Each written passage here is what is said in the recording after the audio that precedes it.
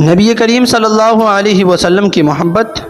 نبی کریم صلی اللہ علیہ وسلم نے جب فرمایا کہ حمیر میرے لیے بھی کچھ پانی بچا دینا، تو سیدہ حضرت عائشہ صدیقہ رضی اللہ تعالی عنہ نے کچھ پانی پیا اور کچھ پانی بچا دیا۔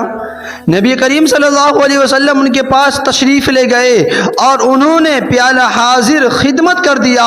حدیث پاک میں آیا ہے کہ جب نبی پاک صلی اللہ علیہ وسلم نے وہ پیالہ ہاتھ میں لیا اور آپ صلی اللہ علیہ وسلم پانی پینے لگے تو آپ رک گئے اور سیدہ حضرت عائشہ صدیقہ رضی اللہ تعالی عنہا سے پوچھا، حمیر تو نے کہاں سے لب لگا کر پانی پیا تھا، کس جگہ سے منہ لگا کر پانی پیا تھا؟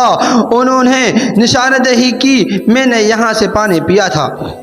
حدیث پاک میں آیا ہے کہ نبی کریم صلی اللہ علیہ وسلم نے پیالے کے رخ کو پھیرا اور اپنے مبارک لب اسی جگہ پر لگا کر پانی نوش فرمایا۔